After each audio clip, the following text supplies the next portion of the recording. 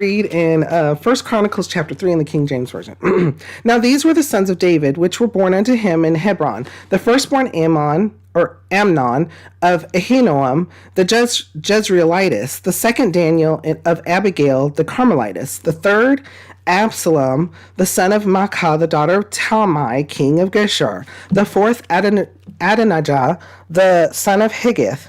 The fifth Shephatiah of Abital. The sixth Ithream by Eglah his wife. The fifth Shephatiah of Abital. The sixth Ithream by Eglah his wife. These six were born unto him in Hebron, and there he reigned 7 years and 6 months. And in Jerusalem he reigned 33 years. And these were born unto him in Jerusalem: Shemiah, and Shobab, and Nathan, and Solomon. Four of Bathshua, the daughter of Amiel, Ibahar, also in Elishama, and Eliphalet, and Nogah, and Nepheg, and Japhia, and Elishama, and Eliada, and Eliphalet, 9. These were all the sons of David, beside the sons of the concubines, and Tamar their sister. And Solomon's son was Rehoboam, Abiah his son, Asa his son, Jehoshaphat his son, Joram his son, Ahaziah his son, Joash his son, Amaziah his son, Azariah his son, Jotham his son, Ahaz his son, Hezekiah his son, Manasseh his son, Ammon his son, Josiah his son. And the sons of Josiah were the firstborn Jehohanan, the second Jehoiakim, the third Zedekiah, the fourth Shillum. And the sons of Jehoiakim, Jeconiah his son, Zedekiah his son. And the sons of Jeconiah, Asir, Salathiel his son, Malchiriam also, and Pedaiah, and Shenazar, Jechamiah, Hoshama, and Nadabiah. And the sons of Pedaiah were Zerubbabel and Shimi. And the sons of Zerubbabel, Meshullam, and Hananiah, and Shelemith, their sister, and Hashubah, and Ahil, and Berechiah, and Hasadiah, Joshabed, 5. And the sons of Hananiah, Pelatiah, and Jesiah, the sons of Rephiah, the sons of Arnan, the sons of Obadiah, the sons of Shechaniah, and the sons of Shechaniah, Shemaiah, and the sons of Shemaiah, Hattush, and Egil, and Beriah, and Neriah, and Shaphat, 6. And the sons of Neriah, Elani, and Hezekiah, and Azrikam, 3. And the sons of Elionai were Hodiah, and Eliashib, and Peliah, and Akub, and Johanan, and Deliah, and Anani, 7. Anani, 7. It's these names. So, okay. Lots of information, but also telling us the order of the children of David. And so typically you would think that the firstborn would be the next in line. Not so in this case, because the Lord knows the man's heart, and also the Lord knew who was going to be the next in line after David.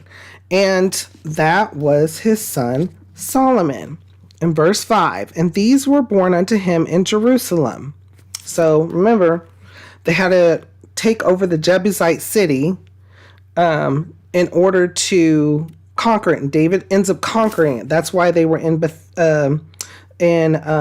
Hebron first. So they were in Hebron first because the Jebusite city had not been conquered. Then David went in and defeated the Jebusites in Jerusalem, and then made Jerusalem the capital of Israel, or the that's where he starts setting up the palace and the temple. But the temple won't be built until his son Solomon. So again, in verse 5, and these were born unto him in Jerusalem, Shemiah and Shobab and Nathan and Solomon, 4 of Bathsheba, the daughter of Amiel. So these were the children that were born, and Solomon is the one that is to come in line. And then it continues on and provides us Solomon's sons. In verse 10, and Solomon's son was Rehoboam, Abiah his son, Asa his son, Jehoshaphat his son. And so Solomon asked for wisdom from the Lord, and the Lord granted him wisdom, a long life, riches, and all of the and protection from all the enemies.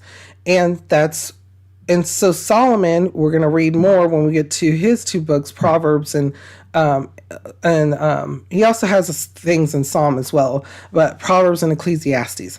And so there's a lot of information here, and the importance of understanding the genealogies as well as what was going on and who was related to who and why there was issues. So you had some of his children, David's children, that were born in Hebron first, right? And so they expected instead of it being, we're all brothers, the firstborn typically gets things, but in this case, they have a kingsmanship now. And the Lord already warned them about that, but then they decided they needed a king, so now they're in that. So you can see why now that there may have been a problem humanistically with the older children that were born in Hebron to who ends up taking the throne, or who becomes not taking, but becomes the heir to the throne, which is Solomon, who was born in Jerusalem. Entitlements, bringing past to present, entitlements. Who's heard of entitlements? Who's heard of entitlements in many different ways? Whether it is local, like family, whether it's entitlements in property and community, whether it's entitlements in a nation's type of government. Entitlements. People may feel entitled to things as well. People may feel entitled to riches, entitled to be, in this case, entitled to what their parents have, and then more so. So a person may feel, particularly in today, where they start off should be where their parents left off. And where their parents left off, whatever they have, property, riches, whatever wealth that they have, belongs to them, and they grow that, and then they hand that growth on to the next person because of a thought of entitlement. In Job, even Job talked about the Lord giveth and the Lord taketh away. Sometimes we can get wrapped up on earthly things, economy, riches, vanity, instead of being focused on what the Lord has, instead of blessing the Lord and praising him for the things that we have, and being of understanding of where the Lord has brought you to and put you, and being grateful for those things. And understanding without the Lord, none of this would have been possible. Sometimes that vanity and vainglory and all of that goes to our heads, and we decide somewhere that it's better to have things and have prestige and have a bigger and better house and a bigger and better car and a bigger and better life, and not understanding even the humbling of most beginnings, to live humble in heart and be grateful for the things that are provided, for the blessings that have been bestowed upon you. Before we go on, though, what kind of thoughts or feelings come to your mind when we read over this? How does it make you feel and what does it make you think?